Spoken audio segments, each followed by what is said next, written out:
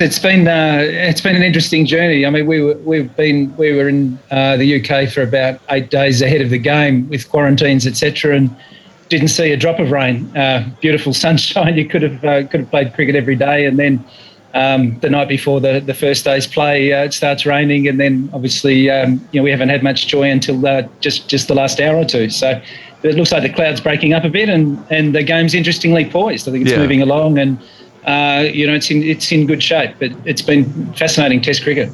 It's always been a game that people have been in two minds about this sort of one-off test and the whole business of how it's going to work.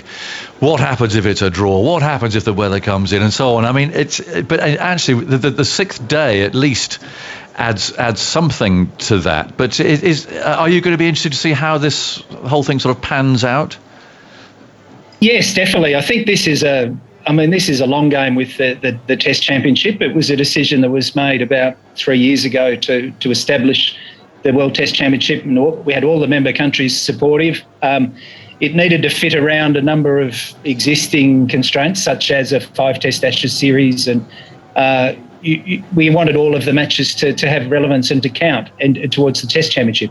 And the concept around the final was a 1 week celebration of Test cricket, and we had when it was in the schedule for June 2021 and COVID hit, we considered whether we should postpone it, but in the end we still wouldn't have been able to finish all of the series even if we did postpone it. So we decided to stick to the window in the calendar, and here we are. It's unusual, isn't it? A one-off match to determine the champion with Test cricket, with always a draw, a legitimate result, which is a possibility. And putting a Test match in June in the UK, one off, we thought a reserve day might have been a good idea as well, which it's turned out to be. Yeah, it's funny because some people, I think Ravi Shastri, I read the other day or heard an interview saying, well, it should be best of 3. But you look at the calendar. I mean, is that really possible to play a best of 3 final in Test matches? Oh, I think you've hit the nail on the head. I think in a perfect world, you would love to see it play out over three different pitches and over a month or so, but the calendar just doesn't give the time for that to be able to happen. And the focus, a lot of the focus when the Test Championship was created was on the member-to-member series. So for the England v India series coming up, and the West Indies versus Pakistan series that's coming up, and giving it more relevance from a global point of view. And I think towards the end of the competition, we saw that happening when England went to Sri Lanka for the 2 Test matches, and then had the series in India. And during that India-England series, I think any of 4 teams could have made the final here in Southampton. So it started to deliver on the concept that was visualised back 3 or 4 years ago. So, and the final, we want to see how this goes. I mean, certainly the 2 teams that are here have prioritised this, getting to this match for a long time, and it's as big as a 50 over World Cup final or a T20 World Cup final for those players as well, and in a format that they probably love the most. Yeah. In terms of what the aim of the final is, Jeff, is it as much to give context to the matches that have been played already, and how much of it is to try and put Test cricket out as a sort of a showpiece to people who might be coming to the game from outside it and not seen Test cricket before, and therefore my question would be, if it turns out to be a boring old draw, that wouldn't be necessarily what you'd want, is it? I mean, you'd be desperate for a result here, wouldn't you? Oh, look, ideally, we'd love a result. I think the interest levels in India and New Zealand in particular have been enormous leading up to the game. It's the talking point in New Zealand around, and India too. I think the Indian cricket fans are fantastic, and they, even though we're only allowed 25% capacity here at the ground, they're making it a great atmosphere for Test cricket. But if being the best in the world in a format of the game is something that really gets the interest of Indian cricket fans, and in Test cricket in particular, it's never really been there. It's always been a bilateral series. So this has provided a global focus that it's been really interesting to watch, and we'll take a few measurements on interest levels and viewership, how things go on our digital platforms during the match and reflect on it, see how it performed. But I think your feel at the moment is that it's starting to achieve what the aim was, which is to try and promote Test cricket to a new audience. And if a team gets on a roll for 2 years like New Zealand has and makes the final, that it could be a real fillip for Test cricket in New Zealand, or if it was the West Indies, or if it was Sri Lanka. And to bring it to rejuvenate some interest in the Test format in some of those countries where they probably don't get the crowds that they might in the UK or Australia, then I think that would be a real win out of the concept of the World Test Championship. Yeah. Do you think it might also shine a light onto some of the things that actually need to be improved about Test cricket? I'll say shine light, but a bit ironic. I mean, in the case of bad light, for instance, something that I know it's a curse, and we were here, and it was dark yesterday. And I'm not going to blame the umpires, but there'll be lots of people sitting at home who'll be chuntering about Test cricket and coming off for bad light, overrates, things like that. I mean, which again is a scourge of the game, and doesn't seem enough action taken, frankly, on that. But could the fact that this is going to have a global audience, and you are looking to try and sell Test cricket and the concept of it, could this be an opportunity to review some of the less savoury parts of it, and I don't know, try and bring it more up to date, or whatever the case may be?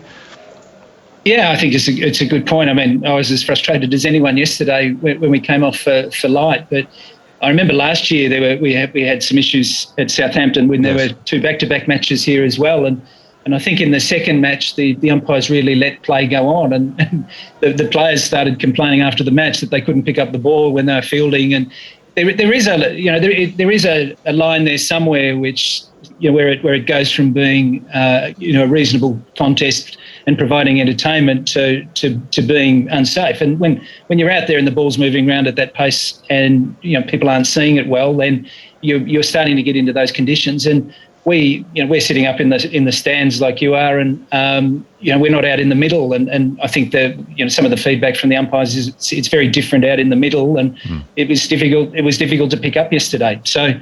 How do we do it? I think we're starting to see a few more day-night Test matches where, we saw one in India. They're a regular fixture in Australia now. Others have contemplated and experimented with day-night Test matches. The pink ball's an option. It just hasn't got the acceptance worldwide yet to be used as a standard, which might allow you to play for a bit longer under bad light conditions. Overrates is another one. You talk about, what can we do about overrates? Well, Australia isn't here because they got penalised for slow overrates in the Boxing Day Test match against India. We're always trying to move the game along. There's been certain things. I mean, some of the things that are taking up time is the review process now is one that is that takes a few extra minutes a Test match. We've got different medical protocols. Yeah, so you saw tests. Two batters hit on the head on the helmet yesterday. You need them to have a medical check every time there's a head knock. So we've done a lot of auditing on trying to see what causes the delays in matches and try to clamp down on those. And I think it's urgency between the overs and. Making sure that we're pushing them with the calculations. I know England were fined a couple of matches ago with the New Zealand Test matches, but the feedback from I know we've got on our cricket committee, the people involved with the game say that in the teams, the points penalties within the competitions are the things that really do create some urgency, and we've got those in the Test Championship and in our Cricket World Cup Super League as well. But it's still early days, and the fines are significant for some countries, but they don't seem to be bringing about this sort of change in behaviour that you'd like to see. No, fair comment. You're tinkering with the points, aren't you, Jeff? Perhaps explain how that's going to work from now on for this next cycle, because there was a situation where there's more value in a 2-match series than a 5 for a while, wasn't there? Yeah, that was the thing. I think when we designed initially, we were operating under the assumption that everyone would play and would complete their 6 series, and some of them would be 5 Test series, such as the Ashes, and Sri Lanka versus New Zealand would be a 2 Test series. And the basic principle was that everyone should be able to play for the same number of points in a competition. So if someone's only playing, everyone was playing 6 series, so we put an equal number of points for each series. But if it was a 5 test, then you divide that by 5, and if it was a 2 test, you divide it by 2, which meant that an Ashes test was one of the least valuable test matches in the championship. When COVID struck, we realised that teams weren't all going to finish their 6 series, so we needed to look at a different method to try and make it a fair or an even playing field for all countries, and not just ones who finished all of their matches and all of their scheduled series. So New Zealand didn't get a chance to play their series in Bangladesh, so they could have been severely disadvantaged if if we hadn't have made the change to the point system. So what we did was looked at the maximum points they could have earned from matches that they played.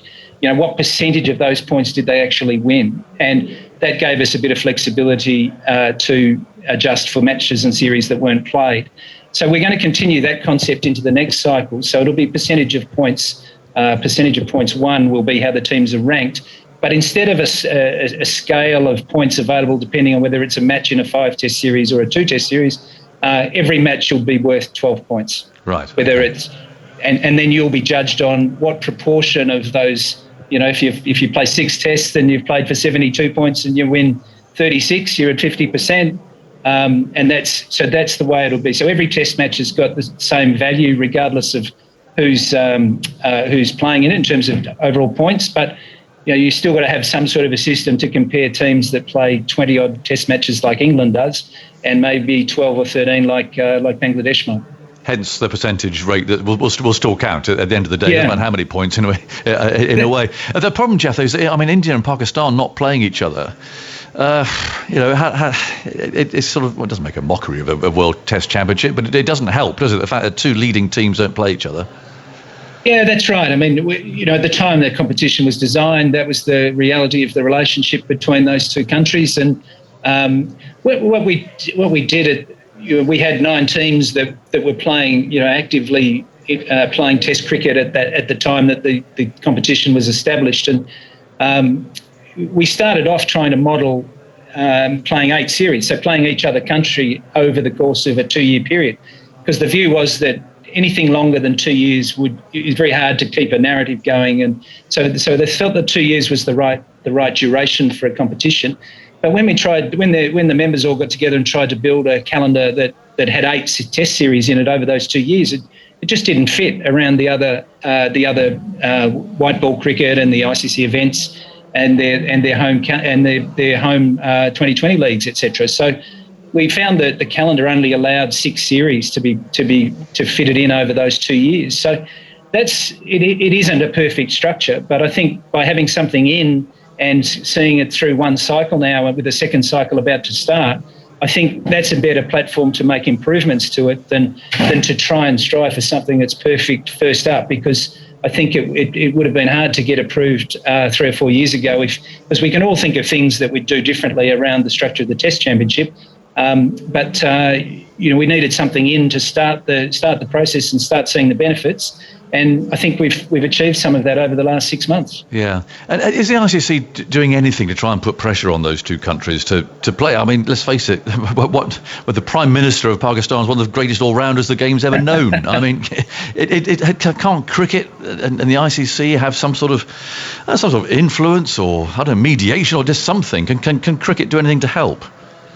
No, I mean, as you're well aware, I mean, one of the highlights of ICC events is when India and Pakistan in world events play each other. They're some of the best matches with the best atmosphere that are being played. And obviously we'd love to see it if the atmosphere between those 2 countries allowed. But at this stage, it's not just at cricket board level. And I think when the opportunity for those 2 countries to play each other in bilateral fixtures comes about, then they'll be the first to jump at it. But the environment isn't there at the moment to do that. No. Just before we move on, the whole sort of COVID world at the moment, what's your view of, it's quite blinking to talk about just cricket, but I was essentially talking about cricket here. I mean, how long do you see bubble life being a necessity, and restrictions on spectators in parts of the world, and obviously, I mean, India due to stage the World T20 in November. I mean, there's almost quite a lot of uncertainty around, isn't there? Yeah, lots, and it's a good point. I think this is our first cricket match as the ICC that we've staged since the Women's T20 World Cup final at the MCG back in March 2020, which was a couple of days before COVID really struck. So, and to get two teams to Southampton and put this match on with quarantine requirements and red list countries and amber list countries. Yes. It's been quite a challenge. I think I think the bubble life may not be as stringent as it was at this time last year. Potentially, I think countries are starting to open up. There's more people vaccinated, so I think the type of regulations and seeing a crowd is another step forward compared to where we were 12 months ago. And hoping that with our T20 World Cup later this year, we might be able to get crowds, which will certainly add to the atmosphere of those matches. But as different countries get vaccinated at different rates and make arrangements for international travel and entry, I think it will get a little bit easier. But there's going to be an element of biosafety that's needed for teams and players. Even if it isn't quite as stringent with the PCR testing that might have been as so frequent last year. And I think we're all seeing the world opening up a little bit, but it's been challenging. And I think credit to the cricket countries around the world. I know this is the ICC's first match for 15 months, but there's been a lot of international cricket going on across almost all of our test-playing countries. And they've all found a way to deliver a level of biosafety that allows international competition to be staged. And I think we compare quite favourably with other sports, other international team sports, in terms of being able to resume competition. But big global events are still going to present a challenge. And hand on heart, I mean, yeah, the multi-team World T20 in India. I mean, is that realistic? Do you think to be staged in November? With they're talking about the possibility of a third wave there, and by that time and so on. Where are you with that decision-making process, and what options do you have? Yeah, the decisions are going to be made at the end of this month. We should be able to. We need to finalise arrangements. I think there's two things that we're focusing on. One is being able to deliver the event in full in the window in which it's scheduled in the calendar. You've seen the pressure on the international calendar from series being postponed or having to be rescheduled and replayed, and things being squeezed in here or there, and we just can't afford to do that with a 16-team global event. The other thing we need is certainty to plan, and right now, we just, because of the situation that occurred in India over the past few months, we really haven't been able to plan with any degree of certainty around that event. So I think we'll be weighing that all up over the next the next week and a half, and we should be making a decision at the end of this month. But I think we did announce that we were doing some contingency planning around the UAE as a potential venue. But it hasn't been confirmed yet, but it's something that we're considering as well. Yeah, I saw Oman get a mention actually. That'd be an interesting venture for the first time, wouldn't it? Yeah, I mean their cricket's been going very well over the last few years. I remember the last T20 World Cup in India, Oman was reached that event, and they're in the one later this year as well. So their cricket's been really progressing at a positive rate, and they've got a nice facility there as well. And presumably, Jeff, I mean, would the players have an opportunity, or all the boards would have an opportunity to decide? I mean, if you did stay with India, and if things didn't work out well there as far as COVID was concerned, but you were sort of committed to it, I mean, could you see a possibility of some teams not wanting to go? And that must be one of your concerns, wouldn't it? Look, I don't think we're at that stage yet. I mean, we need to make a decision about where it is, and as I said, delivering the event in the window that it's scheduled means trying to reduce the number of moving parts and minimising the risk of things that could derail the event. So I think we're, some of those things are a bit far down the track, and I think it's encouraging that there's been a turnaround in the situation for the better in India with relation to COVID, and they've got they're planning to host a number of series. But you'll be aware that the IPL has already been announced as being completed in the UAE and in September after their series here in the UK. So. But I think getting into that detail and trying to anticipate hypotheticals, we're probably not at that stage yet. Where should we go next? Right, the World Cup. This has always been a thorny one, Jeff, hasn't it? About the number of teams taking part in the World Cup, and each time it changes, there's a sort of a strong defence comes out of whichever particular format is going to be this time. But I see that, for instance, in 2019 there were 10 teams, of course. 10 will take part in 2023, compared to 14. Now, where are we going with this in the future? Because I see it's going back to 14 teams again, but not until 2027. Yes, that's right. We work in event cycles, and in this cycle, the ODI World Cup is a 10-team event. Same format. The one in India in 2023 will be the same format as the one that was played in the UK in 2019. So, that was a good tournament. I think the view was that, trying to grow the game and create interest in as many of our member countries as possible, that we should go back to a 14-team event. There's been a couple of different formats. The South African event in 2003 was the World Cup. There was a 14-team tournament which had a Super 6 stage after a group stage, and that's the format that we're proposing to use in the future. I think it's also important to highlight that we're expanding the T20 World Cup as well. I think that 2020 has been identified as the format for the growth of the game, particularly in our associate member countries. And we've had a 16-team event for a few editions now, and going in 2024 that'll expand to a 20-team event.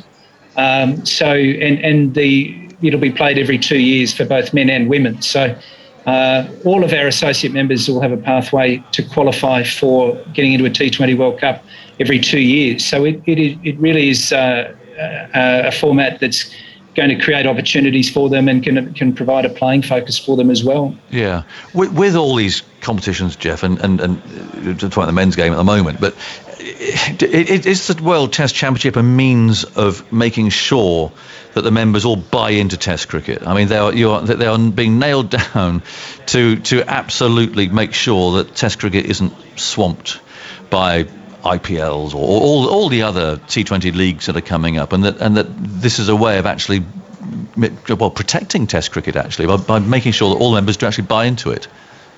Yeah, I would use the word strengthen. One of the things that's been so pleasantly surprising in my time at the ICC is that the countries that may not get big crowds for Test cricket are, their administration and their players are just as passionate about Test cricket as they are in the UK, for instance. It's just that it doesn't attract the fan interest just the same as some of the white ball formats. So I don't think there's any question about the commitment of even the smaller Test playing countries to the format. I know often Pakistan looking to play more 3 Test series and West Indies looking to play more 3 Test series. Now, whether the economics of that add up eventually, time will tell. But I think there's certainly an interest to make sure that Test cricket is being strengthened in those countries. And it's not just protect, because I think the commitment is there from those countries, and what it does, it provides a more global interest in the format the Test Championship does. So that's what I think that's where we're heading with it. And when we had our most recent discussion about the future calendar, I think there was almost unanimous support for the continuation of the Test Championship from all the countries. So I think it's had a good impact in not necessarily reviving interest in the game, but providing a slightly different focal point. Yeah, and I should have asked you earlier, but will every Test match from now on count towards the Test Championship? There's been a few, like the last Test series with New Zealand. I know that was sort of pushed in there because of other reasons and so on. But I mean, will every Test match from now on played be part of the Test Championship? Well, as it's structured at the moment, no, because you've got 3 other Test-playing countries who are also looking to play Test matches. So they'll play amongst themselves. Pakistan just played some Test matches in Zimbabwe. Yeah. Those types of fixtures will continue. Initially, I think if you remember, there was an England tour of New Zealand back in 2018 or 19 that those matches didn't count as well. Correct. And that was one of the challenges around working around the fixtures that had already been established and locked in that when the competition was established. We just couldn't fit that series into an even competition structure. So, but in the future, I think people will be their main focus will be on the Test matches played as part of the World Test Championship, because I think people are starting to see a difference in there's Test Championship matches and there's non-Test Championship matches, and they are starting to separate a bit. That's Geoff Allardyce. He's the acting chief executive of the ICC. Lots of interesting things in there, and it's a pretty full schedule. I'm sure you'll find it on various websites and so on. Very full schedule they've announced of the ICC tournaments all the way through for the next 10 years or so. So even the Champions Trophy is having an outing as well, which was very popular last time.